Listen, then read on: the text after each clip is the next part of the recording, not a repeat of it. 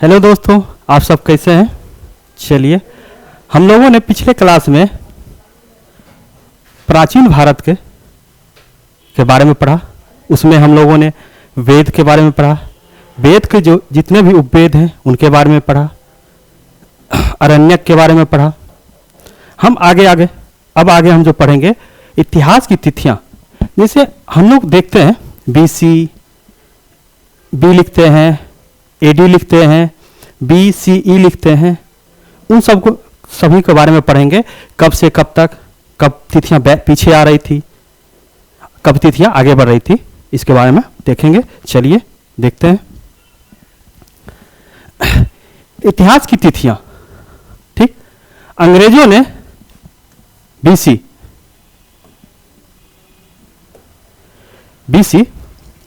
जिसे हम लोग क्या करते हैं, हिंदुस्तानी लोग ईस्वी पूर्व पढ़ते हैं, उसे क्या कहते थे, बिफोर क्राइस्ट। कहने का मतलब ये हुआ, उनका कहने का मतलब ये हुआ कि ईसा मसीह के जन्म के पहले के जो भी काल थे उसे क्या कहा जाता था बिफोर क्राइस्ट। ठीक, इसे क्या कहा जाता है, ईसा मसीह के जन्म के पूर्व के काल को हम लोग किस चीज से लिखते हैं, डिनोट करते हैं, BC के नाम से डिनोट करते हैं। फिर आते हैं हम लोग AD, जिसे हम लोग भारतीय लोग ईस्वी लिखते हैं। एनो डोमनी, जिसे अंग्रेज लोग क्या कहते थे, एनो डोमनी कहते थे। ये जो काल है ईसा मसीह का जन्म का काल है, बोले तो प्रथम शताब्दी का काल है। क्या है, प्रथम शताब्दी का काल है, शताब्दी का काल है। आजकल हम लोग AD की जगह EC, CE और BC के स्थान पर BCE का प्रयोग होता है।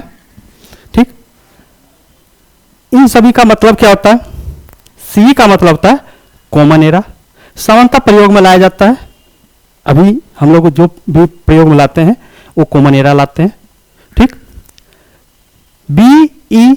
BCE बिफोर कॉमन एरा, मतलब इसके पहले के काल को, और कभी कभी अंग्रेजी में BP लिखा जाता है, बिफोर प्रेजेंट।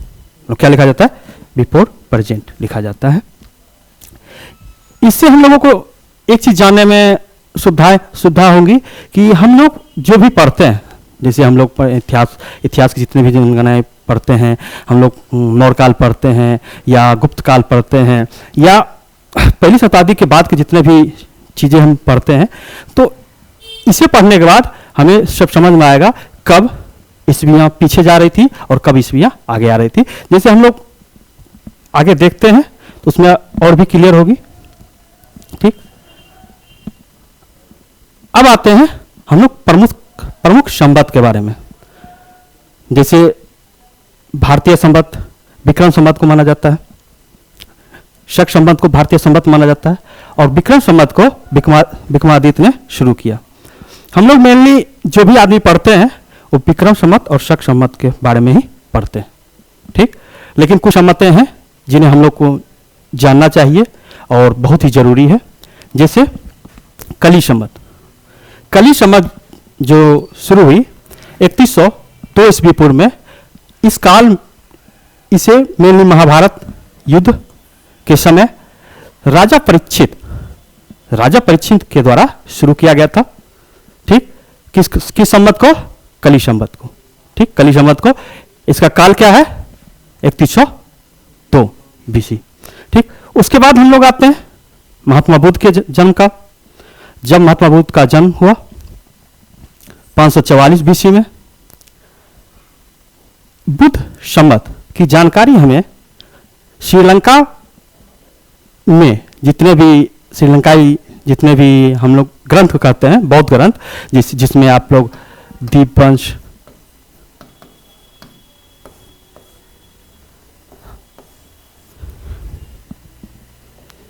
सबसे हमें क्या होता है, इसकी जानकारी मिलती है। महावीर संवत 527 ईस्वी में महावीर स्वामी के द्वारा, ईस्वी पूर्व में महावीर स्वामी के द्वारा शुरू किया गया था। महावीर संवत का शुरुआत कब किया गया था, 527 ईस्वी पूर्व में किसके द्वारा शुरू किया गया था? महावीर स्वामी द्वारा आरंभ किया गया था। अब हम लोग आते हैं, बहुत ही इंपॉर्टेंट है, इसमें वीवीआई कर दीजिएगा। विक्रम संवत, ये 58 ईस्वी पूर्व में राजा विक्रमादित्य द्वारा शकों पर विजय के उपलक्ष्य में क्या किया, शुरू किया गया था। कौन सा संवत? विक्रम संवत। विक्रम संवत कब शुरू किया गया था? राजा विक्रमादित्य द्वारा शुरू किया गया था। और कब किया गया था? 58 ईस्वी पूर्व में किया गया था।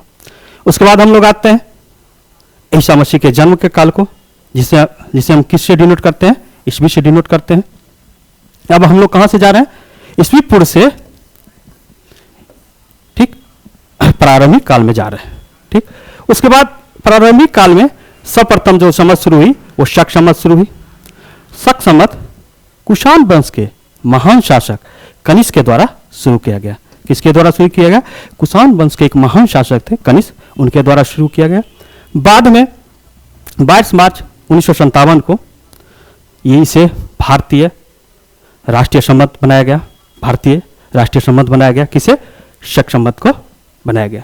ठीक, तो पूछा जाता है कभी कभी एग्जाम में शक संवत को कब भारतीय राष्ट्रीय संवत घोषित किया गया? तो 1957 में। कब किया गया? 1957 में शुरू किया गया। ये कुछ इंपॉर्टेंट संवत थे और आगे भी देखते हैं हम लोग। अब हम लोग आते हैं कालचूरी संवत। कहाँ थे? कालचूरी संवत। इसकी शुरुआत 248 ईस्वी में हुई। इसकी शुरुआत राजा ईश्वर सेन के द्वारा किया गया था। बाद में इसे चेदी क्षेत्र के जो शासक थे कलचूरियों ने के द्वारा इसे प्रयुक्त में किया गया, मतलब इसका उपयोग किया गया, जिसके कारण इसे क्या कहा जाने लगा? कलचूरी संवत कहा जाने लगा। ठीक है, उसके बाद हम लोग आते हैं गुप्त संवत। आप लोग को पता होगा चंद्रगुप्त प्रथम जब गद्दी पे बैठे उस समय इन्होंने गुप्त संवत की शुरुआत की 319 ईस्वी में। उसके बाद आते हैं वर्धन वंश के महान शासक हर्षवर्धन ने शुरू किया वर्धन संवत का 606 ईस्वी 606, कहीं कहीं आपको 605 भी मिलेगा। ठीक है, तो देख लेना है। ठीक, हर संवत की शुरुआत कब की गई? 606 ईस्वी में की गई। उसके बाद हम लोग आते हैं हिजरी संवत। हिजरी संवत मुस्लिम समुदाय के लिए बहुत ही इंपॉर्टेंट माना जाता है। 622 ईस्वी में इस्लाम धर्म के जो संस्थापक थे, प्रवर्तक थे, हजरत मोहम्मद साहब के द्वारा उनकी जन्मस्थली मक्का से मदीना की जो यात्रा किए थे, उसी यात्रा जब किए थे उसी ईस्वी को हम लोग किस नाम से जानते हैं? हिजरी संवत के नाम से जानते हैं। ठीक, तो हिजरी संवत की शुरुआत कब की गई? 622 ईस्वी में की गई। उसके बाद हम लोग आते हैं इलाही संवत। इलाही संवत जब हम मुगल वंश पढ़ेंगे, किस वंश को हम पढ़ेंगे? मुगल वंश। मुगल वंश के एक महान शासक थे अकबर, जिनके बारे में हम आगे भी पढ़ेंगे, बाबर, हुमायूं, अकबर। तो अकबर जो थे वो बहुत ही महान शासक थे और मुगल साम्राज्य में सबसे लंबा समय तक इन्होंने शासन भी किया। इनके द्वारा शुरू किया गया था। कब शुरू किया गया था? 583 ईस्वी में शुरू किया गया था। कब किया गया था इलाही संवत को? 583 ईस्वी में। किसके द्वारा? मुगल सम्राट अकबर के द्वारा किया गया था। उसके बाद आता है राजशक संवत। उसके बाद क्या आता है? राजशक संवत। इस संवत की शुरुआत मराठा शासक, मराठाओं का भगवान भी इन्हें कहा जाता है, जिनकी पिक्चर हम लोग देख रहे हैं, शिवाजी महाराज। इनके जब ये राजा बने थे, पता होगा राजा बने थे, मराठाओं में जब ये राजा बने थे, उन्हीं के राजरोहन के उपलक्ष्य में इस संवत को राजशक संवत की शुरुआत की गई थी। कब शुरुआत की गई थी? 1673 ईस्वी में की गई थी। आपसे पूछेगा हिजरी संवत किस उपलक्ष्य में मनाई जाती है, तो क्या जवाब देंगे? हजरत मोहम्मद साहब द्वारा मक्का से मदीना की यात्रा के उपलक्ष्य मनाया जाता है। इलाही संवत मुगल सम्राट अकबर ने दीन है इलाही धन की का निर्माण किया था। और दीन इलाही धर्म के तुरंत बाद इलाही संवत की शुरुआत इन्होंने किया था। ठीक, और राजशक संवत किसके द्वारा मनाया जाता है? तो मराठों द्वारा। मराठा क्यों मनाते हैं?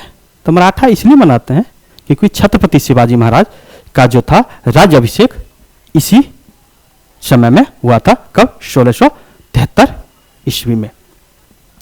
इसमें से इंपॉर्टेंट गुप्त संवत हो जाता है क्योंकि चंद्रगुप्त प्रथम गुप्त साम्राज्य के प्रथम शासक थे।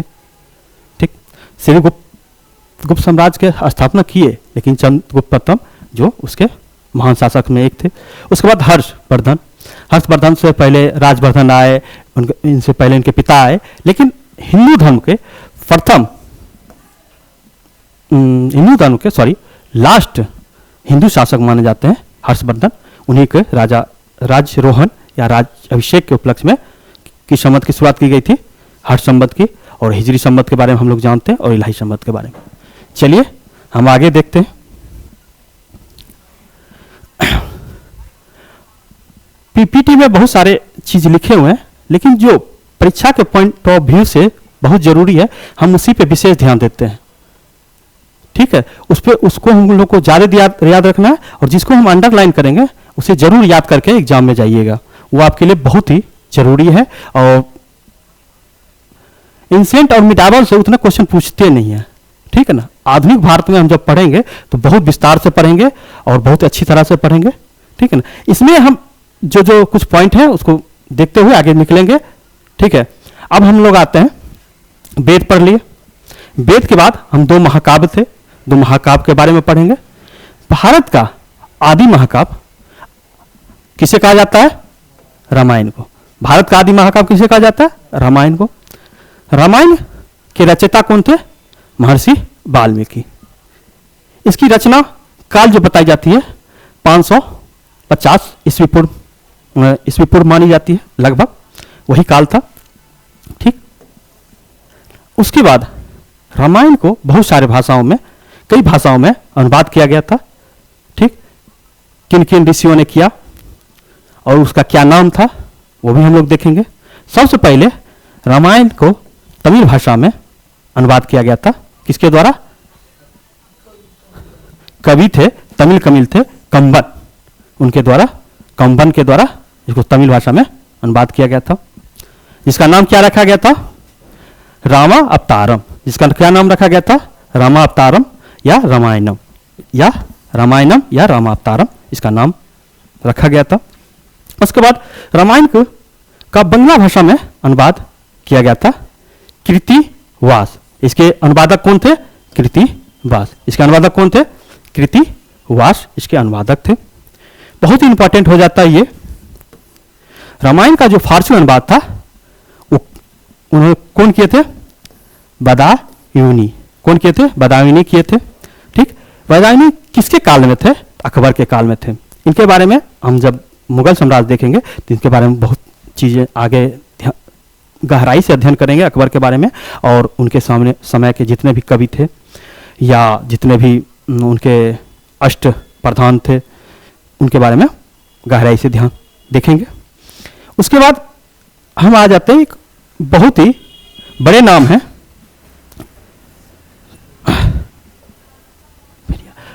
साउथ क्षेत्र के, तमिलनाडु क्षेत्र के बहुत ही बड़े नाम है, और इनकी बहुत बड़ी प्रतिमा भी तमिलनाडु में बनाई गई है।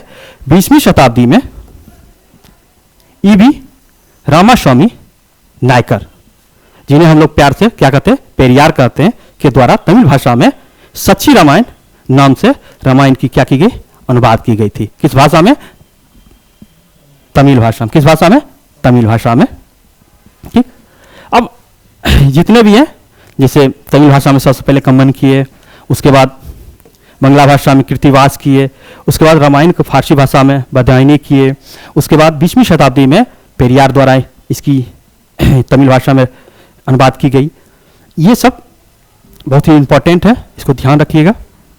अब आते हैं हमारी दूसरी महाकाव्य, विश्व का सबसे बड़ा महाकाव्य है। ठीक है, वो जो था विश्व का, भारत का प्राचीनतम आदि महाकाव्य था, और ये विश्व का सबसे बड़ा महाकाव्य है, ठीक है। कौन? महाभारत, ठीक। इसके जो रचयिता थे कौन थे? महर्षि वेदव्यास। इसके रचयिता कौन थे? महर्षि वेदव्यास। इसका जो काल बताया जाता है 400 ईस्वी पूर्व लगभग, ठीक है। कब बताया जाता है? 400 ईस्वी पूर्व लगभग। सबसे पहले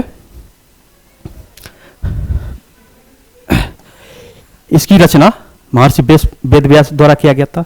उसके बाद जय भारत के नाम से शुक्राचार्य ने इसमें कुछ श्लोकें जोड़ी। उसके बाद भारतीय तिहासा है, भारतीय तिहासा के नाम से सबसे इंपॉर्टेंट ये हो जाता है जय संहिता और महाभारत। अभी का जो नाम है जय संहिता या महाभारत के नाम से हम लोग देखते हैं। अभी जो हम महाभारत देखते हैं उनमें इनकी रचना में लोमहर्ष और उनके पुत्र उर्गशर्वा का भी कुछ बहुत बड़ा हाथ है। इन्होंने भी कुछ श्लोक जोड़ा और अभी लगभग 1 लाख श्लोक के साथ महाभारत जो है विश्व का सबसे बड़ा महाकाव्य कहलाता है, ठीक है। उसके बाद महाभारत लिखी किस भाषा में गई थी? तो संस्कृत में लिखी गई थी। किस भाषा में लिखी गई थी? संस्कृत भाषा में। महाभारत का भी फारसी अनुवाद कौन किए थे? बदायूनी किए थे, जो अकबर के दरबार के कवि थे, ठीक है। और महाभारत का बंगला अनुवाद जो था ये किन्होंने किया था? नुसरत शाह। किन्होंने किया था? नुसरत शाह के द्वारा किया गया था, ठीक। आगे देखते हैं हम लोग।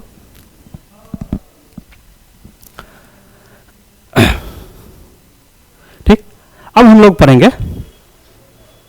वेद के बाद। वेद की जब काल समाप्त हुई उसके अंतिम काल में जो उपनिषद का क्या हुआ था? रचना किया गया था, ठीक। और वेद के बारे में आप लोग जानते होंगे, ये चारों वेदों का क्या किया गया? संकलन किया गया था, ठीक। संकलन का मतलब उसको एक एकत्रित किया गया था, लेकिन उपनिषद की रचना की गई थी, ठीक। हम पिछले क्लास में पढ़े थे, वहां लिखा हुआ था 12 उपनिषद। ये 12 उपनिषद जो है बहुत ही इंपॉर्टेंट है। और उपनिषदों की संख्या कितनी है? मूलतः 108 है, जिसमें 12 उपनिषद क्या है? महत्वपूर्ण है। पिछले क्लास में आप लोगों ने 12 उपनिषद ही देखा होगा, तो आप लोगों को डाउट हुआ होगा, लेकिन उपनिषदों की संख्या कितनी है? 108 है, ठीक है। अब देखते हैं वेद के अंतिम भाग को क्या कहा जाता है? उपनिषद कहा जाता है, ठीक। इसे वेदांत भी कहा जाता है। इसे क्या कहा जाता है? वेदांत भी कहा जाता है, ठीक। इसकी कुल संख्या कितनी है? 108 है, जिसमें 12 महत्वपूर्ण है। उपनिषद का जो अर्थ होता है गुरु के समीप बैठकर ज्ञान ग्रहण करना। क्या होता है उपनिषद का अर्थ? गुरु के समीप बैठकर ज्ञान अर्जित करना उपनिषद का अर्थ होता है। साथ ही हम जितने भी वेद पढ़े हैं उनमें से, जैसे ऋग्वेद के हम ब्राह्मण ग्रंथ पढ़े थे, एते और कोशकी, उसी में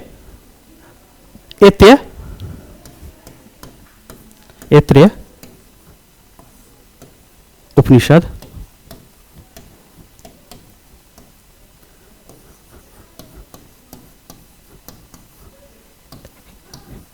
कोशतकी उपनिषद, ये दो हैं किस वेद के हैं? ऋग्वेद के उपनिषद है, ठीक है। इसमें से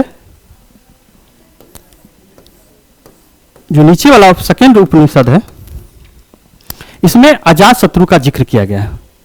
जब अजातशत्रु का नाम आता है तो हम लोग को सीधा दिमाग कहां चला जाता है? हर्यक वंश के में। लेकिन यहां के जो अजातशत्रु थे वो काशी के अजातशत्रु थे, ठीक। यहां बहुत ठीक, यहां बहुत सारे बच्चे गलत कर देते हैं, ठीक है। इसलिए हम पहले ही आपको काशी या बनारस के शासक थे, ठीक। उसके बाद सेकेंड आ जाता है यजुर्वेद। इसके दो जो उपनिषद हैं बहुत ही इंपॉर्टेंट है, बहुत ही महत्वपूर्ण है।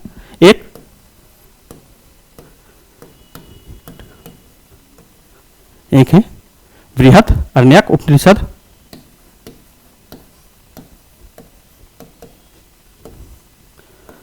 जो उपनिषदों में सबसे बड़ा है, जो उपनिषदों में सबसे बड़ा है। ठीक, उसके बाद एक आ जाता है कंठोपनिषद, जिसके बारे में हम आगे देखेंगे। इस उपनिषद में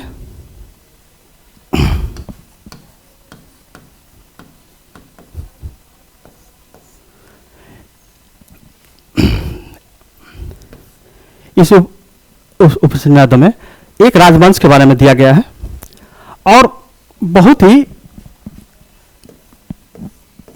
छोटी छोटी घटनाओं के बारे में इसमें जिक्र किया गया है।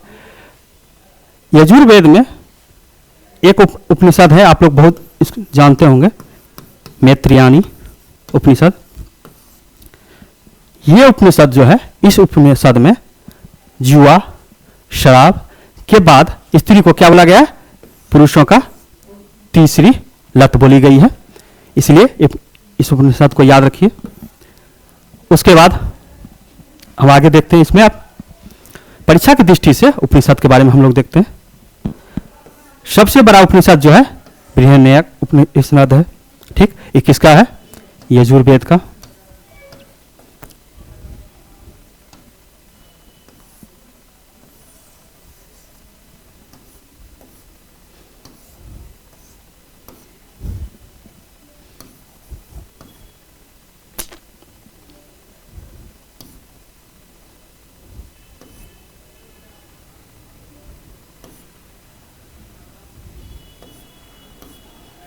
और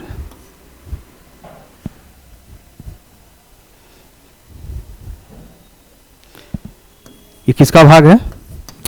सॉरी, यजुर्वेद का। ठीक, और सबसे छोटा जो हो जाता है मुंडक उपनिषद हो जाता है।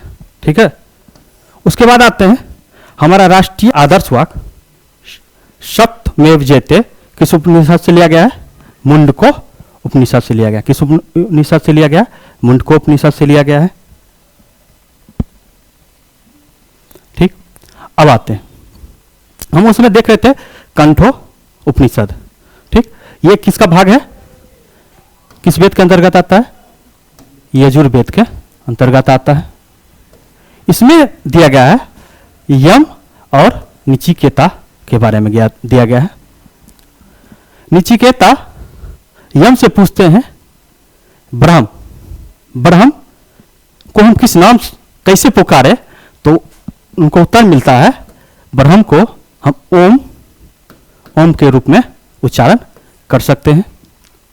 ठीक, और इसी में आत्मा को नहीं मानते हैं, इसमें आत्मा को मानता नहीं दी गई है। ठीक, आते हैं आगे आते हैं। बृहद अरण्यक उपनिषद में महर्षि याज्ञवल्क्य और गार्गी, ठीक, गार्गी जो थी विदेह राजा जनक के दरबार में एक विदुषी थी, जिन्होंने याज्ञवल्क्य के साथ क्या किया था? शस्त्रार्थ किया था और इन्हें क्या किया था? पराजित किया था। ठीक, तो किनके दरबार में थे? विदेह राजा जनक। इनके बारे में आप लोग जानते होंगे, ये माता सीता के कौन है? पिता हैं। ठीक है, उसके बाद आते हैं ज्वालो उपनिषद। ठीक है, ज्वालो उपनिषद में क्या होता है? सर्वप्रथम चारों आश्रम के बारे में उल्लेख मिलता है। ब्रह्माश्रम, वानप्रस्थ आश्रम, वनप्रस्थ आश्रम, गृहस्थ आश्रम और संन्यास आश्रम। ठीक है, ज्वालो उपनिषद में क्या मिलता है? डायरेक्ट क्वेश्चन पूछता है, ज्वालो उपनिषद में क्या मिलता है? ऑप्शन मिलेगा चार आश्रमों के बारे में, चार ज्ञानों के बारे में, चार थी के बारे में। तो हम लोग क्या करेंगे? चार आश्रमों के बारे में मिलता है। अब हम लोग आते हैं आगे वेदांत। ठीक, वेदों के अर्थ, हम जब वेद पढ़ते हैं तो होता क्या है? वेद में श्लोक इतनी कठिन दी गई है जिसका हम सही तरह से उच्चारण और सही तरह से समझ नहीं पाते हैं। उसके लिए हमको क्या पढ़ना पड़ता है? 6 वेदांत पढ़ना पड़ता है। वेदों के अर्थ समझने और सूक्तियों जितना भी है उसका सही उच्चारण के लिए हम क्या किया गया था? 6 वेदांत की रचना की गई थी।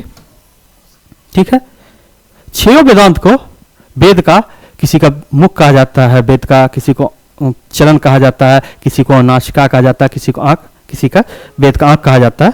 वो हम आगे देखते हैं किसको क्या कहा जाता है। ठीक, सबसे पहले शिक्षा। ये बौमन ऋषि हैं, सॉरी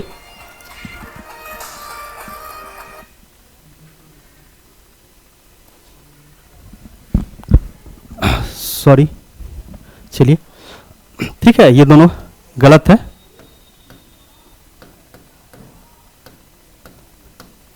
ठीक, हम आते हैं, ये क्या है? वेदांत। 6 वेदांत है, शिक्षा, व्याकरण, निरुक्त, ज्योतिष, छिंद, कल्प। कल्प को हम लोग किस नाम से जानते हैं? सूत्र के नाम से भी जानते हैं। ठीक है, जिसमें गौतम सूत्र जो है सबसे प्राचीनतम है। अब देखते हैं शिक्षा जो सूत्र है वेदांत है, उनके रचयिता कौन है? बौमन ऋषि हैं। और ये किस लिए प्रयोग किया जाता है? शब्दों और वाक्यों के सही उच्चारण के लिए प्रयोग किया जाता है। क्या किया जाता है? शब्दों और वाक्यों के सही उच्चारण के लिए किसका प्रयोग किया जाता है?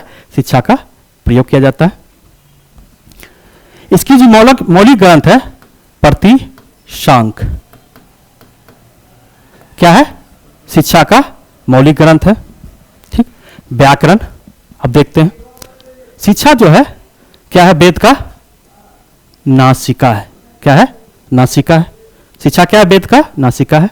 अब हम लोग आते हैं सेकेंड वेदांत में, क्या? व्याकरण। व्याकरण को वेद का क्या कहा जाता है? मुख कहा जाता है। क्या कहा जाता है? मुख कहा जाता है। उसके बाद आते हैं पाणिनि। पाणिनि की एक संस्कृत व्याकरण है, अष्टोध्याय। ठीक है, वो व्याकरण का मौलिक ग्रंथ माना जाता है।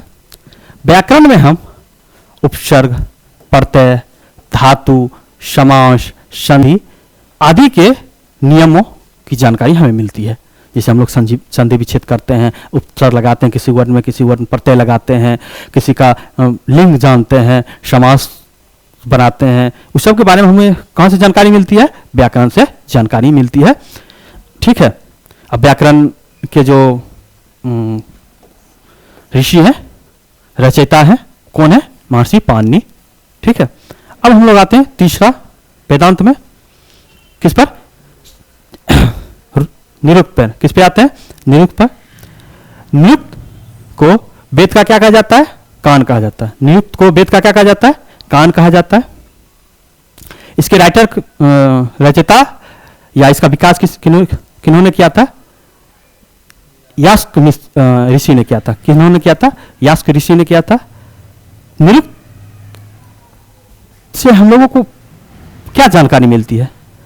इसमें भाषा शास्त्र के बारे में हमको जानकारी मिलती है। इससे हमको क्या मिलता है? भाषा शास्त्र के बारे में जानकारी मिलती है। यह भाषा शास्त्र का प्रथम मौलिक ग्रंथ माना जाता है। किसे? निरुक्त को। ठीक है, इसमें शब्द की उत्पत्ति हेतु नियम दिए गए हैं, व्युत्पत्ति संबंधित नियम दिए गए हैं। ठीक है, अब हम लोग आते हैं ज्योतिष। किस पे आते हैं? ज्योतिष। ज्योतिष जो होता है वो वेद का क्या होता है? नेत्र होता है। ज्योतिष क्या होता है? वेद का नेत्र होता है। ठीक, ज्योतिष में बहुत सारे ऋषियों का नाम आता है। ठीक है, आर्यभट्ट, बड़ा मिहिर, लगत मुनि। ठीक है, इन तीनों का नाम आता है। ज्योतिष से हम लोग क्या देखते हैं? उसमें हम लोग जब हम हाथ दिखाते हैं या हम अपना कुंडली बनवाते हैं तो उसमें हम लोग का क्या देखता है? उसमें ग्रहों की संख्या की दशा, चंद्रमाओं की दशा, ताराओं की दशा, हमारे भाग में क्या है उसके बारे में हम राशिफल या भागफल को देखता है। किससे? ज्योतिष से। उसके बाद आता है छिंद। छिंद के जो रचयिता हैं कौन है? पिंगल है। कौन है? पिंगल है। ये जो है छिंद गधों अति पदों को पदों को क्या किया गया है? सूत्रबद्ध करने के लिए छिंद की स्थापना की गई है। क्या किया गया है? छिंद की स्थापना की गई है। क्या की गई? छिंद की स्थापना की गई है। ठीक है। और छिंद को क्या कहा जाता है? वेद का पैर कहा जाता है। क्या कहा जाता है? वेद का पैर कहा जाता है। अब आते हैं कल्प। कल्प को और किस नाम से जाना जाता है? सूत्र के नाम से जाना जाता है। ठीक। इसे क्या कहा जाता है? वेद का हाथ कहा जाता है। ठीक। इसके जो चेता थे कौन थे? गौतम थे, गौतम ऋषि। ठीक। और जितने भी हम लोग कर्मकांड होती है या स्मृति ग्रंथ पढ़ते हैं या कोई भी शादी ब्याह सब में जितने भी कर्मकांड के विधि विधान नियम के बारे में जो जानकारी हमें मिलती है, कहाँ से मिलती है? कल्प से या सूत्र से जानकारी मिलती है। ठीक है। ये जो सॉरी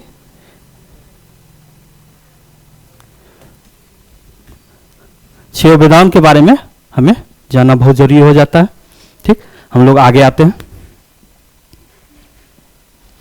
अब हम लोग आते हैं अरण्यक। ठीक। क्या आते हैं? अरण्यक। अरण्य का मतलब ये होता है जंगल, वन। वन में जब हम ज्ञान प्राप्त करते थे, वन में बैठ के क्या होता था? वेद और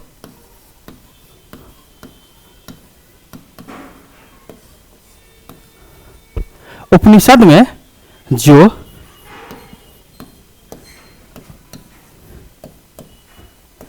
कर्म ज्ञान दिया गया था, ठीक है, कर्म ज्ञान दिया गया था, कर्म उपदेश दिया गया था, उसको हम क्या करते थे?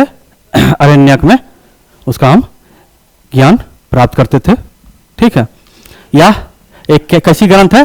अरण्यक एक दार्शनिक ग्रंथ है। वैदिक साहित्य में ब्राह्मण ग्रंथों के पश्चात किसकी रचना हुई थी? अरण्यों की रचना हुई थी। किस ग्रंथों के बाद इसकी रचना हुई थी? ब्राह्मण ग्रंथों के बाद रचना हुई थी। इसको अरण्यक को रहस्य में ग्रंथ भी कहते हैं या रहस्य ग्रंथ भी कहा जाता है। इसमें विदय, कुरु, पंचाल, काशी आदि महज जनपदों के बारे में हमें क्या मिलता है? इस विवरण मिलता है।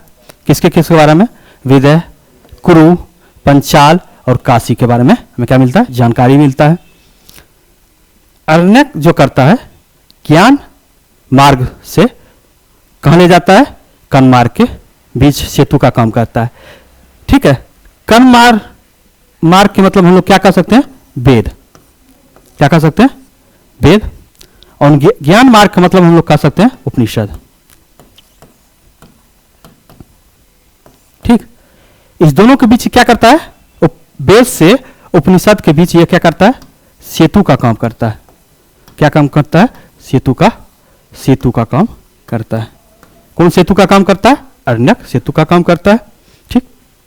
अब हम लोग आते हैं अरण्यक जितने भी हैं, आप ब्राह्मण ग्रंथ पढ़े हैं ना?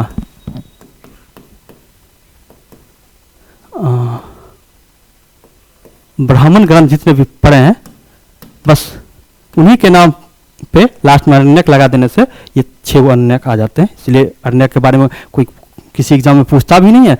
ये इंपॉर्टेंट चीज है अरण्यक, बस इसलिए अरण्यकों का नाम हम नहीं लिखे हैं। ठीक। अब आते हैं ब्राह्मण ग्रंथ। ब्राह्मण ग्रंथ यज्ञों की वैज्ञानिक आध्यात्मिक मीमांसा प्रस्तुत करती है। पूछता है ब्राह्मण ग्रंथ क्या करता है? तो हम यज्ञ में जो वैज्ञानिक और आध्यात्मिक मीमांसा प्रस्तुत करता है, जो हम आध्यात्मिक रूप से और वैज्ञानिक रूप से यज्ञ करते हैं, तो उसकी जो हमें जानकारी मिलती है किस तरह से की जाए, इसके बारे में हमको लोग को कहाँ से प्राप्त होता है? ब्राह्मण ग्रंथ से प्राप्त होता है। आप लोगों ने पीछे हम बताए या नहीं बताए होंगे, ऋग्वेद के बाद शतपथ ब्राह्मण ग्रंथ का ही क्या होता है? ब्राह्मण ग्रंथ का ही क्या होता है? स्थान होता है, माना जाता है। ठीक है। ऋग्वेद के बाद किसका? शतपथ ब्राह्मण ग्रंथ का ही नाम बना जाता है। और शतपथ ब्राह्मण ग्रंथ किसका भाग है? यजुर्वेद का। किसका भाग है? यजुर्वेद का। ठीक है, ठीक, आगे हम लोग देखते हैं। आध्यात्मिक मीमांसा प्रस्तुत करने वाली महान क्या है? विश्वकोश है। क्या है? ब्राह्मण ग्रंथ यज्ञों की वैज्ञानिक और आध्यात्मिक मीमांसा प्रस्तुत करने वाली कैसी ग्रंथ है? महान विश्वकोश है। यह ग्रंथ प्रायः किस में लिखी जाती है? गद्य। किस में लिखी जाती है? गद्य में लिखी जाती है। कौन सा ग्रंथ? ब्राह्मण ग्रंथ प्रायः किस में लिखी गई है? गद्य में ही लिखी गई है। ठीक है, इसका स्थान ब्रह्म अर्थात यज्ञों के व्याख्या करने के लिए की जाती है। इसका जो प्रयोग किया जाता है ब्रह्म और यज्ञों की व्याख्या करने के लिए क्या किया जाता है? इसका प्रयोग किया जाता है। इसलिए इसे क्या कहा जाता है? ब्राह्मण ग्रंथ कहा जाता है। इसलिए इसे क्या कहा जाता है? ब्राह्मण ग्रंथ कहा जाता है।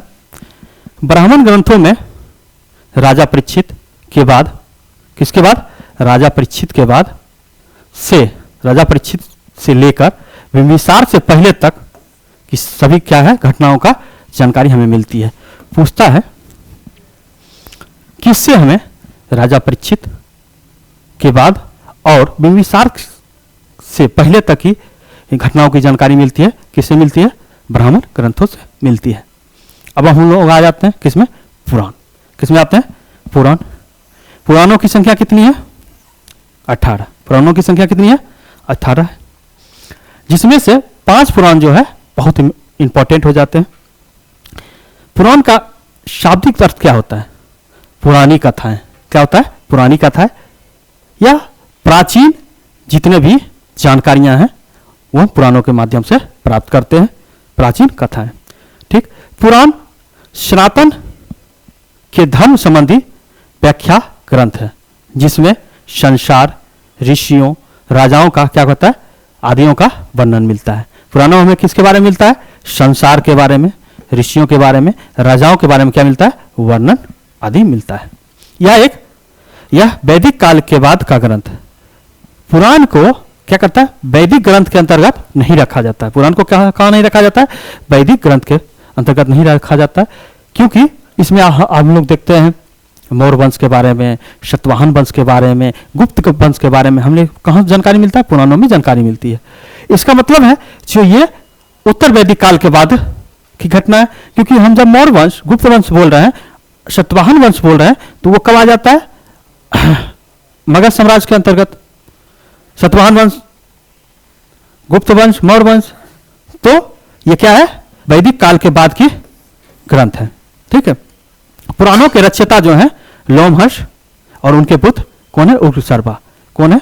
लोमहर्ष और उनके पुत्र उग्रशर्वा को क्या माना जाता है? पुराणों के रचयिता माना जाता है। ठीक है,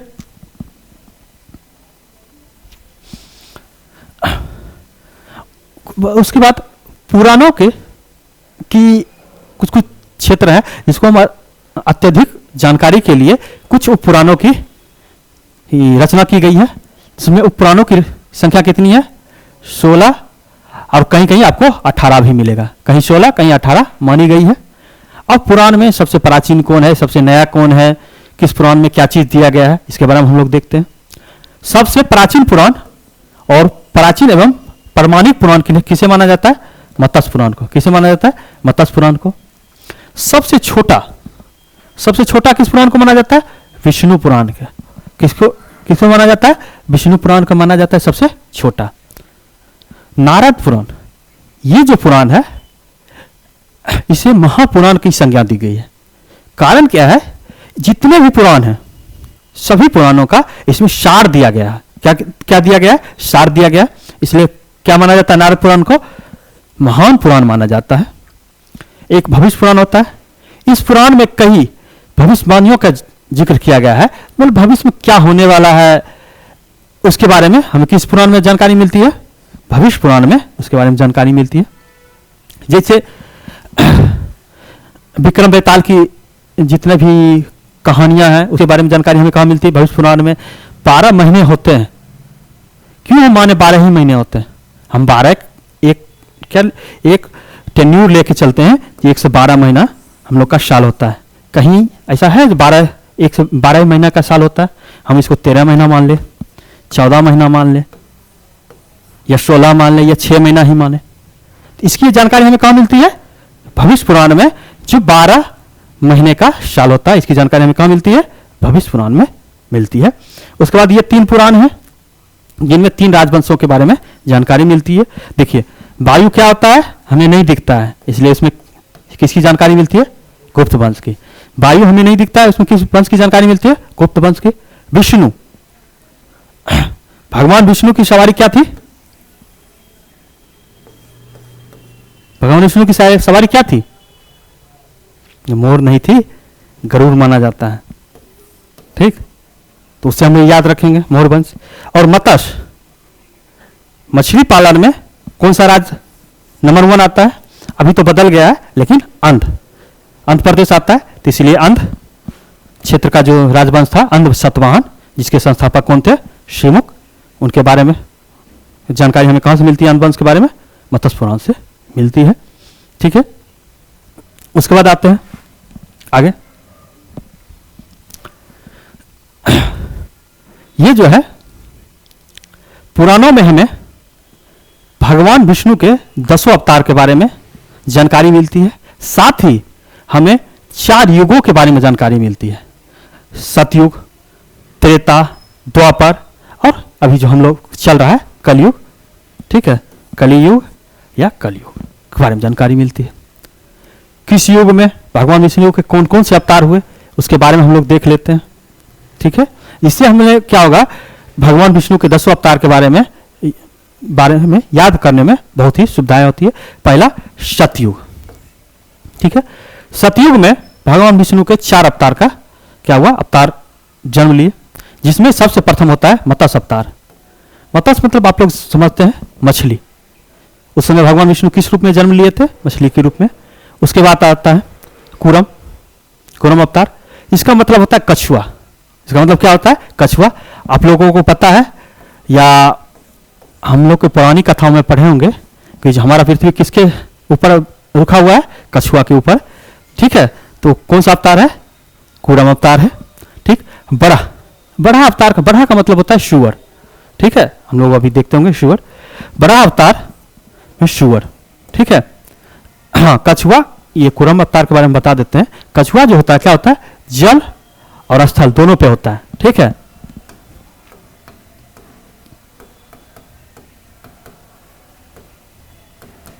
इसलिए इसको क्या कहा जाता है? उभयचर कहा जाता है। मेढक भी उभयचर में आती है। ठीक, बड़ा अवतार आते हैं। बड़ा अवतार, ठीक है, सुअर जो होता है वो क्या होता है? स्थल का पशु होता है, स्थल का जानवर होता है। ठीक होता है। उसके बाद नरसिंह आते हैं। नरसिंह अवतार, नरसिंह अवतार का मतलब होता है ऊपर आधा का अंग शेर का, ठीक, और नीचे का अंग मनुष्य का। नरसिंह अवतार, जिसमें आधा अंग पशु का होता है और आधा अंग मानव के बीच का जीव होता है। पशु और मानव के बीच के जो जीव होते हैं उसे हम क्या कहते हैं? नरसिंह अवतार कहते हैं। उसके बाद आता है त्रेता युग। त्रेता युग में भगवान विष्णु के 3 अवतारों का जन्म हुआ। एक वामन अवतार, परशुराम और राम। परशुराम और राम आप लोगों ने बहुत देखा होगा, बहुत पढ़ा होगा। ठीक है, इन्हें क्या कहा जाता है? क्षत्रिय कुल विनाशक कहा जाता है, नाशक कहा जाता है। ठीक, और इन्हें फोरसा धारी राम भी कहा जाता है। ठीक, वामन अवतार ये जो था विष्णु का बहुत ही छोटा अवतार था। ठीक है, जिसे बौना लघु मानव के रूप में इन्होंने जन्म लिया। उसके बाद आते हैं परशुराम अवतार। परशु फरसाधारी धरे हुए, जो शस्त्र धारण किए हुए मानव अवतार था। ठीक, उसके बाद आ जाते हैं राम। राम अवतार जो था ये एक समुदाय के रूप में रहने का इंडिकेट करता है। भगवान विष्णु एक समुदाय के रूप में जब रहते थे, उसका क्या हुआ? राम अवतार, समुदाय में रहने वाला मानव। ठीक है, उसके बाद आता है द्वापर, हमारे कलयुग से ठीक ऊपर का काल। ठीक, इसमें भगवान विष्णु के 2 अवतार हुए, एक कृष्ण और एक बुद्ध, महात्मा बुद्ध। ठीक, कृष्ण अवतार आपको पता होगा, भगवान कृष्ण किस कबीले से आते थे? ये यादव कुल के थे, और यादवों का मूल व्यवसाय जो होता है पशुपालन करना होता है। ठीक है, तो वो क्या करते थे, पशुपालन का काम करते थे। तो पशुपालन करने वाले मनुष्य का रूप कृष्ण अवतार हो गया। उसके बाद आता बुद्ध अवतार। भगवान बुद्ध ने ज्ञान प्राप्ति के बाद कृषि कर्म, कृषि को बढ़ावा देने में बहुत सारा काम किए थे। इसलिए इसे कृषि कर्म को बढ़ावा देने वाला मानव अवतार माना जाता है। और अभी जो चल रहा है कलयुग, इसमें कल की अवतार हम लोग को कहा जाता है। जब भी जितने भी मनुष्य बहुत सारे पाप कर रहे हैं, इसका क्या कहते हैं, इसका नरसंहार करने या इसको फिर से सतयुग में ले जाने के लिए भगवान विष्णु कल की अवतार में जन्म लेंगे और क्या करेंगे, भविष्य में मनुष्य का क्या कहें, संहारक या उद्धारक का काम करेंगे। अब कहेंगे ये सतयुग, त्रेता, द्वापर, कलयुग के बारे में आपको जानकारी कहाँ से मिली? तो विष्णु पुराण में चारों युग का वर्णन है और जिस क्रम में ये लिखा गया इसी क्रम में विष्णु पुराण में इसका वर्णन है। चलिए फिर हम आगे देखते हैं। ठीक, अब हम लोग आते हैं वैदिक काल में। ये कुछ इंपॉर्टेंट नदियां हैं जिनका उस समय नाम और अभी का नाम तो आपको मिलान करने दे देता है। कभी कभी आपको डायरेक्ट पूछ देता है विशेषता किसका नाम है, यल्पासा किसे कहा जाता है, या सदानीरा के नाम से कौन सी नदी जानी जाती है, रेवा किस नदी का नाम है, सागरमती किसकी नाम है। तो ये सब हम देख लेते हैं किसका क्या नाम है। ठीक है, सबसे पहले हम जो इंपॉर्टेंट नदी है, जो भारत की मूल नदियां, उसके बारे में हम लोग देखेंगे। ठीक, ये ऊपर की दो नदियां छोड़ेंगे। पहले वितस्ता, वितस्ता किसका है, झेलम का। अश्कनी किसका है, चिनाब का। प्रूसनी किसका नाम है, रावी का। सतुद्री किसका नाम है, सतलज का। और बिपाशा किसका नाम है, ब्यास का। ठीक, यहां हम लोगों ने देख लिया। इसके साथ ही ये कितने नदियां हो गए, 5 नदियां, जिसको हम लोग, ये कहाँ है, हम लोग जब पढ़ेंगे, आप लोग ज्योग्राफी में जब टीचर पढ़ाते होंगे, इस पांचों के क्या कहा जाता है, पंच नदी कहा जाता है। इसका संगम किसमें होता है, सिंधु नदी में। ठीक, ठीक, यहां पहले सिंध था, अब सिंधु नदी हो गया। ठीक, प्राचीन नाम क्या था, सिंध, अभी सिंधु हो गया, सिंधु नदी। ये हम लोगों का हो गया जम्मू कश्मीर के उत्तर की नदियों के बारे में हम लोग देख लिए, सिंधु नदी, उसके सब 5 सहायक नदी। उसके बाद आ जाते हैं, हम बिहार से बिलोंग करते हैं तो बिहार की नदियां में सदा नीरा, सदा नीरा हमेशा पानी रहने वाला नदियां, हमेशा जल रहने वाली नदियां। अब हम आते हैं गंडक। ये जो है गंडक, जो सोन में मिलती है, उस गंडक के बारे में हम पढ़ रहे हैं। बिहार में 2 गंडक हैं, एक बूढ़ी गंडक भी है,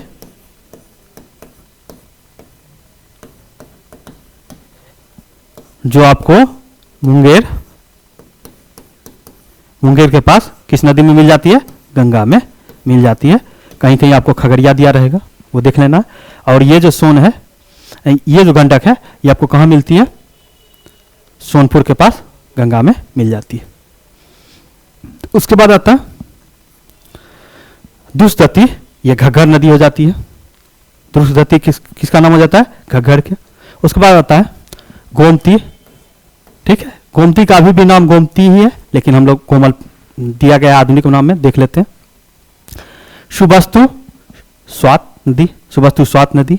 रेवा बहुत इंपॉर्टेंट हो जाती है, साउथ की नदियां हैं, नर्मदा। बेत्रवती, बेतवा। सागरमती, लूनी, ये नदियां भी बहुत इंपॉर्टेंट है, ये गुजरात की नदी है। ठीक है, ये गुजरात में लुप्त हो जाती है। ठीक, उसके बाद है नर्मदा। ठीक, ये बदा है और वहां नर्मदा, तो अभी उच्चारण में हम लोग नर्मदा भी बोलते हैं, लेकिन उसका उच्चारण क्या होता है, नर्मदा। ठीक, चरमबती, चंबल। ठीक, उसके बाद कुभा, काबुल, कुभा, काबुल। ठीक, कुबी, कुर्रम। ठीक, ये दोनों नदियां जो है अभी पाकिस्तान क्षेत्र में है।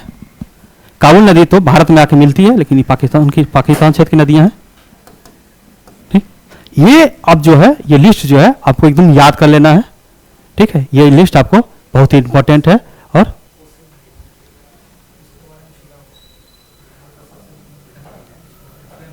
ठीक है, कोसी नदी के बारे में प्राचीन वैदिक काल में जिक्र नहीं किया गया है। ठीक है, कोसी के बारे में जब नदी पढ़ाएंगे ज्योग्राफी में तो वहाँ आपको पता चल जाएगा। ठीक है, अब हम लोग आ जाते हैं दर्शन। दर्शनों की संख्या कितनी है? 6। इसी कारण इसको क्या कहा जाता है? षष्ठ दर्शन कहा जाता है। उपनिषदों के दर्शन को भारतीय ऋषियों ने 6 भागों में बांटा है। उपनिषदों में जो दर्शन है उसको क्या कितने भागों में बांटा गया? 6 भागों में बांटा गया है। इससे हम लोग को क्या होता है?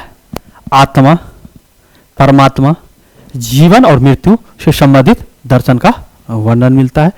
दर्शन बहुत ही इंपॉर्टेंट हो जाती है।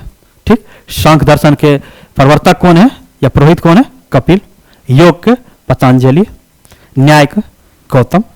न्याय का कौन है? गौतम है। वैश्विक कौन है? कनाद। कनाद के बारे में आप लोग जानते हुए हैं। ठीक, इन्होंने परमाणु सिद्धांत सबसे प्रथम यही इन्होंने दिया था। ये भारतीय मूल के क्या है? सभी भारतीय मूल के हैं लेकिन सबसे प्राचीन है। पूर्वी मीमांसा जैमिनी। पूर्वी मीमांसा कौन है? जैमिनी। और उत्तरी मीमांसा कौन है? बद्रायन। कौन है? बद्रायन। कौन है? उत्तरी मीमांसा। ठीक है, फिर से एक बार दर्शन देख लेते हैं। सांख्य का कौन है? कपिल। योग का पतंजलि। न्याय का कौन है? गौतम। वैश्विक का कनाद। पूर्वी मीमांसा जैमिनी। उत्तरी मीमांसा बद्रायन। ठीक है, देख लेना है। फिर हम आगे चलते हैं, आगे देखते हैं। ठीक, अब हम लोग कहा जाता है जितने भी साहित्य है, साहित्यिक ग्रंथ है, उसकी रचना और उस ग्रंथ में किसके बारे में, किस वंश के बारे में जिक्र है, वर्णन है, उसके बारे में हम लोग देखते हैं। सबसे प्रथम आ जाते हैं हम लोग क्या? अष्टोध्याय। अष्टोध्याय के रचनाकार कौन है? पाणिनि। ये जो है व्याकरण, संस्कृत व्याकरण का मौलिक ग्रंथ है। क्या है? ये संस्कृत व्याकरण का मौलिक ग्रंथ है। उसके बाद आ जाता है मुद्रा राक्षस। क्या होता है? मुद्रा राक्षस। इसके रचयिता जो है विशाख दत्त। कौन है? विशाख दत्त है। इसमें मौर्य वंश की थोड़ी सी जानकारी मिलती है, बहुत थोड़ी सी जानकारी हम लोग को मुद्रा राक्षस से मौर्य कालीन जानकारी हमें मिलती है। उसके बाद आ जाता है महाभाष्य, महाभाष्य। इसके जो रचयिता थे कौन है? पतंजलि। पतंजलि जो थे पुष्पमुत शुंग के दरबारी कवि थे। कौन थे? दरबारी कवि थे जिन्होंने क्या किया? पतंजलि की रचना की, महाभाष्य की रचना की थी। और इसी में क्या क्या मिलता है? शुंग वंश की जानकारी हमें मिलती है। ठीक, अब हम आते हैं कथा सरित सागर। क्या आते हैं? कथा सरित सागर सोमदेव। इसके रचयिता कौन है? सोमदेव है। इसमें भी हमें क्या मिलता है? मौर्यकालीन जानकारी हमें मिलती है। उसके बाद आते हैं बृहद कथा मंजरी, जिसके रचयिता कौन है? क्षमेंद्र। कौन है? क्षमेंद्र है। इसमें भी मौर्य काल की जानकारी मिलती है, लेकिन इसमें जो जानकारी मिलती है बृहद रूप से बहुत सारे जानकारी हमें मिलती है। उसके बाद हम आ जाते हैं छठा जो है अर्थशास्त्र। इसमें तो मौर्यकालीन मौलिक ग्रंथ ही है। इसमें कौटिल्य, विष्णुगुप्त ने इसकी रचना की थी। ये मौर्यकालीन का, मौर्य साम्राज्य का मौलिक ग्रंथ है। उसके बाद हम लोग आते हैं नीतिसार कमंडक। नीतिसार कमंडक, जिसमें हम लोग को किस राजतंत्र के बारे में जानकारी मिलती है? गुप्त राजतंत्र के बारे में, गुप्तकालीन राजतंत्र के बारे में हमें जानकारी मिलती है। उसके बाद आते हैं मालविका अग्निमित्रम। ये कालिदास की पुस्तक है। किनकी पुस्तक है? महान कालिदास की पुस्तक है। ये भी हमें किस वंश के जानकारी देती है? शुंग वंश के बारे में जानकारी देती है। उसके बाद आ जाता है मृच्छकटिकम। किसकी जानकारी, कौन सी पुस्तक है? मृच्छकटिकम। शूद्रक इसके राइटर हैं। और ये भी किसके बारे में मिलते हैं? हमें गुप्त कालीन समाज की जानकारी मिलती है। पूछेगा गुप्त कालीन समाज की जानकारी हमें किस में मिलती है? तो मृच्छकटिकम में मिलती है, जिसके राइटर कौन है? शूद्रक। जिसके राइटर कौन है? शूद्रक इसके राइटर है। ठीक है, पुस्तक का नाम अब देख लिए होंगे। अष्टोध्याय पाणिनि, मुद्रा राक्षस विशाख दत्त, महाभाष्य पतंजलि, कथा सरित सागर सोमदेव, बृहद कथा मंजरी क्षमेंद्र, अर्थशास्त्र कौटिल्य, नीतिसार कमंडक, मालविका अग्निमित्रम कालिदास, मृच्छकटिकम कौन होंगे? शूद्रक। अब आते हैं रामचरित। ये जो है संध्याकर नंदी, रामचरित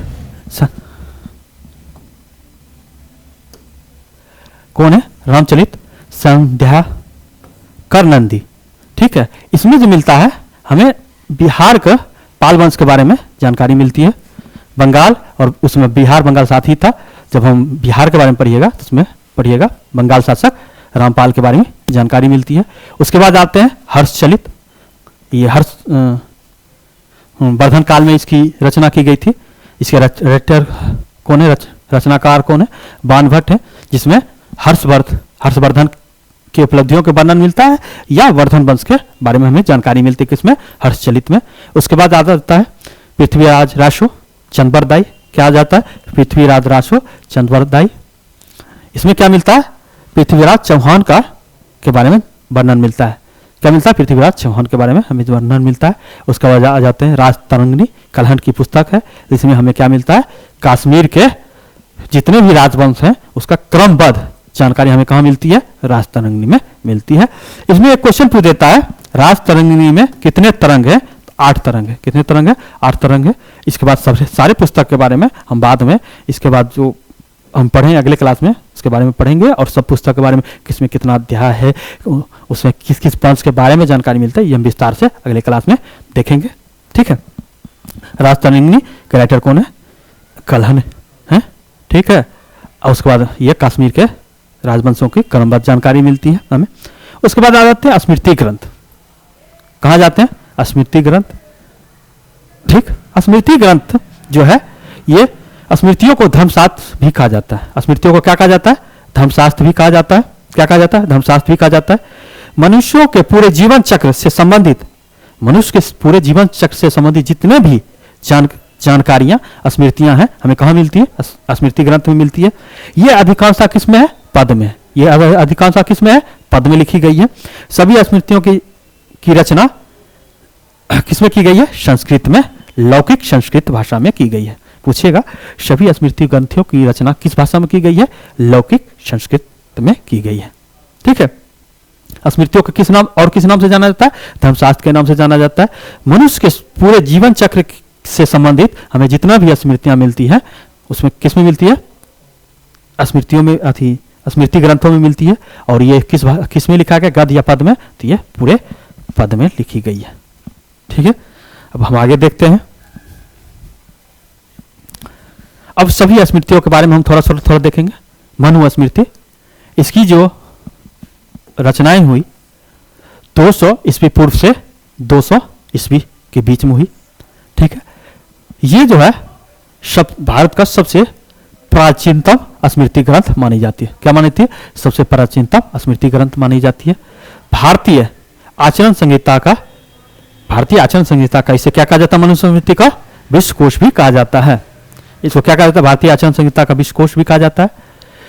मनुस्मृति जो है समकालीन सामाजिक, धार्मिक एवं राजनीतिक जीवन का विस्तृत उल्लेख करता है। क्या करता है मनुस्मृति? समकालीन सामाजिक, राजनीतिक एवं धार्मिक जीवन का क्या करता है? विस्तृत उल्लेख प्रदान करता है। मनुस्मृति में हमें क्या मिलता है? वर्ण व्यवस्था। क्या मिलता है? वर्ण व्यवस्था की जानकारी मिलती है। ब्रह्मचर्य की जानकारी मिलती है। वर्ण व्यवस्था में आप लोग समझते होंगे ब्राह्मण, क्षत्रिय, शूद्र, वैश्य, इस सब के बारे में हमें मनुस्मृति में, ऐसे ऋग्वेद के 10वां मंडल में भी हम लोग पढ़े हैं, लेकिन मनुस्मृति में उसके बारे में विस्तृत रूप से हमें जानकारी मिलती है। ब्रह्मचर्य जानते हैं, एक संन्यास जीवन होता है, एक ब्रह्मचर्य जीवन होता है। ठीक है, एक गृहस्थ जीवन होता है, मतलब एक ब्रह्मचर्य जीवन होता है, उसके बारे में। राजधर्म, एक राजा का क्या धर्म होता है उसके बारे में हमें जानकारी कहां से मिलती है? मनुस्मृति से मिलती है। और किस तरह से किसी देश का न्याय प्रशासन चले, इसीलिए इसकी जानकारी हमें कहां मिलती है? मनुस्मृति में मिलती है। अभी आप लोग देखते होइएगा, अभी का जितनी भी घटनाएं होती है उसमें कभी कांग्रेस वाले नेता ये बोलते हैं कि भारत में मनुस्मृति नहीं चलेगी, क्योंकि उनका कहना है जो बीजेपी पार्टी है वो मनुस्मृति की क्या करती है के रूप में अपना शासन चलाना चाहती है, लेकिन ऐसी कोई बात नहीं है। ठीक है, मनुस्मृति का अंग्रेजी में अनुवाद किन्होंने किया था? एनवी हॉल हेड ने किया था। कहीं कहीं अभी आप लोगों को मिल जाएगा विल्किंसन, लेकिन नहीं, एनवी हॉल हेड ने किया था। उसका नाम क्या है? ए कोड ऑफ जेंटल जेंटुलोव। ठीक है, इसका नाम क्या है, ए कॉड ऑफ जेंटुलोव के नाम से इसका किया गया था। मनुस्मृति समाप्त। अब आते हैं याज्ञवल्क्य स्मृति। अब नाम से ही लगता होगा जो क्या है, महर्षि याज्ञवल्क्य के द्वारा लिखी गई स्मृति ग्रंथ है। इसका जो काल है 100 ईस्वी पूर्व से 300 ईस्वी के बीच है। इसमें मुख्य 2-3 जो घटनाएं हैं, हम जब पढ़ते हैं 1935 का एक्ट, तब हम उसमें क्या पढ़ते हैं, अभिलेखीय न्यायालय के बारे में। लेकिन सब प्रथम अभिलेखीय न्यायालय के बारे में हमें जानकारी कहां से मिलती है, याज्ञवल्क्य स्मृति में मिलती है। इसने सती प्रथा का समर्थन नहीं किया। याज्ञवल्क्य ने क्या किया, सती प्रथा का खंडन किया, इसका समर्थन नहीं किया था। याज्ञवल्क्य स्मृति मेन रूप से आप लुसेंट में भी पढ़े होंगे। इसमें कास्त्य, कास्त्य शब्द का एक जाति होता है कास्त्य, उसके बारे में हमें जानकारी कहां से मिलती है, याज्ञवल्क्य स्मृति से मिलती है। और इसमें कहा गया है संपत्तियों में क्या होता है, विधवाओं का हिस्सा मिलता है। ठीक, पति के मृत्यु के बाद क्या होता है, विधवाओं को संपत्ति में हिस्सा मिलता है। ठीक, कुछ स्मृति में है जो कहा गया है विधवाओं को हिस्सा नहीं मिलता, वो आगे हम लोग देखेंगे। ठीक है, इसमें इंपॉर्टेंट चीज होता है अभिलेखीय न्यायालय की जिक्र हमें कहाँ मिलती है, याज्ञवल्क्य स्मृति में मिलती है। ठीक है, चलिए आगे हम लोग देखते हैं। अब आते हैं नारद स्मृति। इसे गुप्तकालीन ग्रंथ माना जाता है। इसे क्या माना जाता है, गुप्तकालीन ग्रंथ माना जाता है। महिलाओं को या विधवाओं को पुनर्विवाह करने का अधिकार दिया गया है। ठीक है, क्या दिया गया है, विधवाओं को पुनर्विवाह करने का अधिकार दिया गया है। साथ ही अभी हम याज्ञवल्क्य स्मृति में क्या पढ़े हैं, तो पति की संपत्ति में अधिकार नहीं, लेकिन तुरंत ही नारद स्मृति में क्या कहा गया है, पति की संपत्ति में अधिकार इसमें भी नहीं होगा। ठीक है, दोनों में अब आगे जो हम पढ़ेंगे उसमें कहा गया है। ठीक, इसका काल क्या क्या है, 300 ईस्वी पूर्व से 400 ईस्वी के बीच होता है। अब आते हैं विष्णु स्मृति। इसमें चारों वर्णों और चारों आश्रमों का वर्णन है। क्या है, चारों वर्णों, वैश्य, शूद्र, ब्राह्मण, क्षत्रिय और चारों आश्रम, हम लोग चारों आश्रम पढ़े थे, उसका वर्णन यहाँ दिया गया। विष्णु स्मृति जो है गद और पद दोनों में रचित है। विष्णु स्मृति क्या है, गद और पद दोनों में इसकी रचना की गई है। विष्णु स्मृति में ही सर्वप्रथम भारतवर्ष का जिक्र है। भारतवर्ष का जिक्र कहाँ है, विष्णु स्मृति में। आर्यभट्ट को भारतवर्ष की संज्ञा दी गई है किस स्मृति में, विष्णु स्मृति में। अब आ जाते हैं पराशर स्मृति। ठीक है, पराशर स्मृति, इसकी जो काल है 300 BC से 500 ईस्वी के बीच होता है। मनुष्यों के कर्तव्यों का वर्णन इसमें किया गया है। हम मनुष्य हैं, हमारा क्या कर्तव्य है। ठीक है, जैसे हम कोई टीचर है उसका पढ़ाना कर्तव्य है, कोई विद्यार्थी है तो उसका पढ़ना कर्तव्य है, माता पिता को बच्चे का सेवा करना कर्तव्य है, ग्वाला को जानवर पालना है, किसान को खेती करना उसका कर्तव्य है। उसी तरह क्या है, इसमें मनुष्यों के कर्तव्यों का वर्णन दिया गया है। साथ ही मान लीजिए हम सड़क पे चल रहे हैं, किसी को मेरे कारण किसी को चोट लग गया, तो उसमें हमने जो गलती किया उसमें हमें उससे माफी मांग लेना चाहिए, या उसे ज्यादा चोट लग गया तो उसका इलाज करवाना चाहिए। उसमें मतलब मनुष्यों द्वारा किए गए पापों का निवारण, हम किस तरह अपने पापों का निवारण करें, उसके बारे में हमें जिक्र कहाँ मिलती है, पराशर स्मृति में मिलती है। ठीक, आत्महत्या या किसी प्राणी की हत्या न करना इसमें दिया गया है। ना ही हम अपना आत्महत्या कर सकते हैं, ना ही हम किसी दूसरे जीव या पशु पक्षियों की हत्या ना करें। किसमें दिया गया है, पराशर स्मृति में दिया गया। साथ ही इसमें कहा गया है स्त्रियों के साथ, अभी देखते होइएगा दहेज के लिए या किसी चीज के लिए अपने बहुओं को मार देना या बेटियों के साथ अत्याचार करना, इसमें क्या किया गया, उस जितने भी ये सब चीजें हैं इस पर क्या गया, रोक लगा दिया गया। ये सब करना पाप है। ये किस में कहा गया, पराशर स्मृति में कहा गया। ये हो गया कात्यायन स्मृति। स्त्री एवं भूमि पर राजकीय स्वामित्व का सिद्धांत।